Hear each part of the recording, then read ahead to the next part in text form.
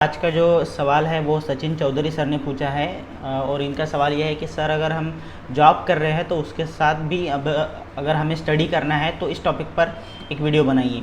Basically मैं इस video को ज़्यादा लंबा नहीं करूँगा, बिल्कुल पॉइंट टू पॉइंट बात करेंगे।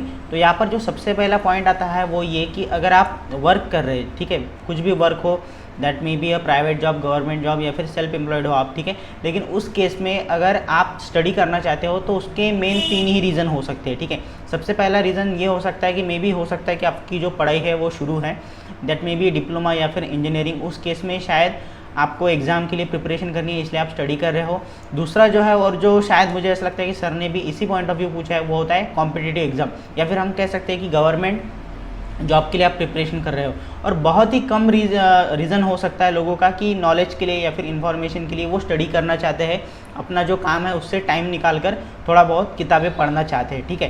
तो सबसे पहले मैं आप लोगों के साथ एक बात क्लियर कर दूँ वीडियो के स्टार्ट में ही, कि अगर आप ये चाहते हो कि आपको स्टडी और काम दोनों साथ में करना है तो मैं इसका सिंपल आंसर बता दूं कि अगर पॉसिबल हो तो ये चीज़ आप ना करें तो ही ठीक रहेगा। बिकॉज अगर आपकी स्टडी शुरू है, ठीक है, आप मान लीजिए इंजीनियरिंग कॉलेज में है या फिर डिप्लोमा में है, तो उस टाइम में या फिर जो भी आपका पढ़ाई का टाइम है उस वक्त आपको सिर्फ पढ़ाई पर ही ध्यान देना है, ना कि काम की तरफ ध्यान देना है, ठीक है।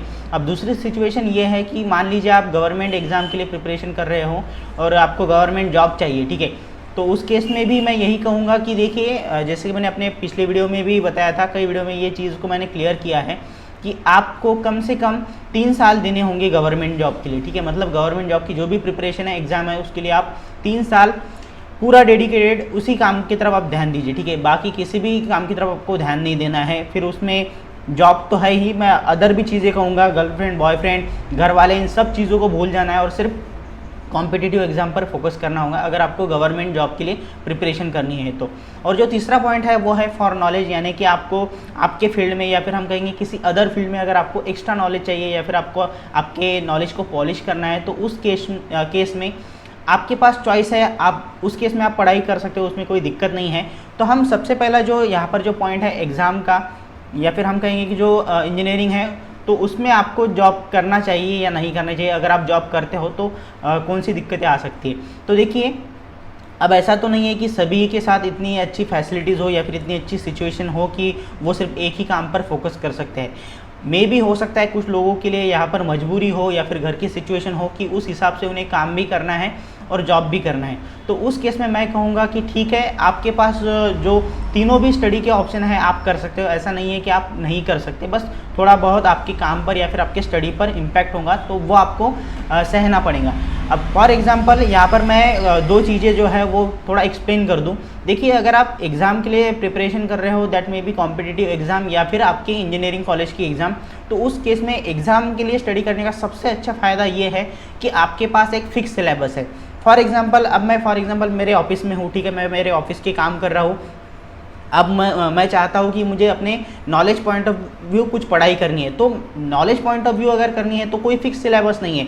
मुझे बहुत सारे सब्जेक्ट पढ़ने हैं, जैसे कंक्रीट टेक्नोलॉजी हो गया, आरसीसी डिज़ाइन हो गया, या फिर अदर जैसे मैं कंप्यूटर के कहूँ या फिर सॉफ्टवेयर की भी जो बुक्स है वो भी मुझे पढ़नी चाहिए। सो बेसिकली अब यहाँ पर लिमिटेशन नहीं है, ये अनलिमिटेड नॉलेज हो गया। अब मुझे यहाँ पर बहुत ही ज़्यादा कन्फ्यूजन होगा चॉइस करने के लिए कि मैं पढ़ूँ क्या, ठीक है। लेकिन यही अगर मैं बात आपके इंजीनियरिंग कॉलेज की स्टडी हो गई या फिर हम कहेंगे कि जो कॉम्पिटिटिव एग्जाम है, तो उस केस में आपके पास एक फिक्स सिलेबस होता है। तो हाँ, मैं ये कह सकता हूँ कि आप लोगों को डरने की ज़रूरत नहीं है, बिकॉज आपका जो भी स्टडी सेक्टर है वो बहुत ही लिमिटेड रहेगा और उसको ही आपको कवर करना है। ऐसा नहीं है कि आपको दुनिया में सभी जो भी चीज़ें हैं वो पढ़नी है या फिर सभी किताबें पढ़नी है। तो ये यहाँ पर एक पॉजिटिव पॉइंट हम देख सकते हैं इस पूरे सिचुएशन में या फिर सिनारियो में।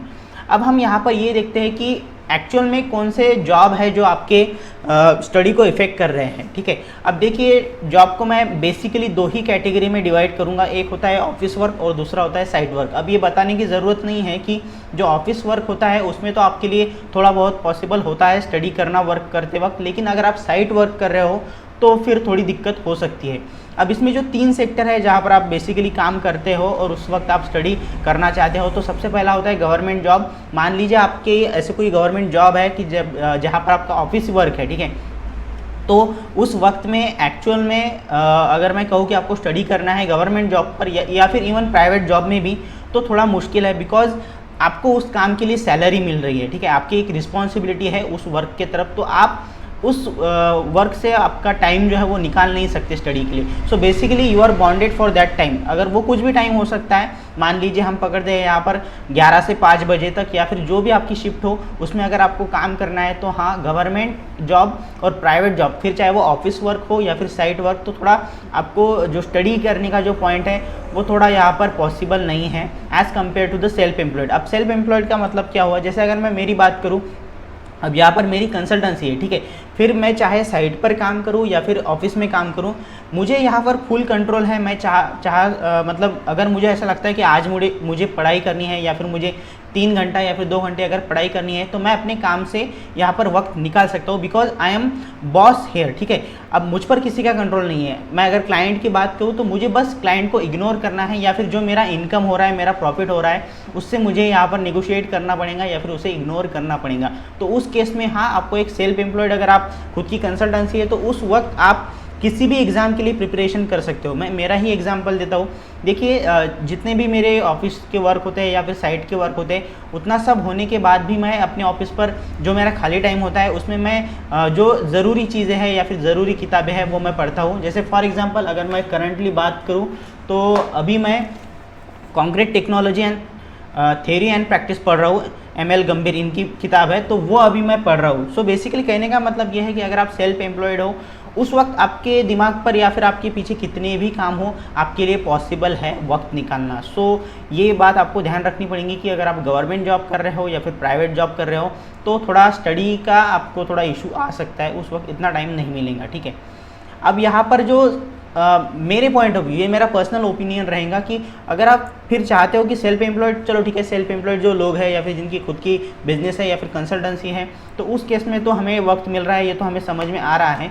लेकिन फिर भी ऐसा कौन सा जॉब है, फिर चाहे वो मे बी हो सकता है प्राइवेट सेक्टर का हो या फिर गवर्नमेंट का हो, उस केस में आपको अपॉर्चुनिटी मिलती है कि आप स्टडी कर सकते हो, और वो जॉब है मेरे ओपिनियन में टीचिंग का, ठीक है।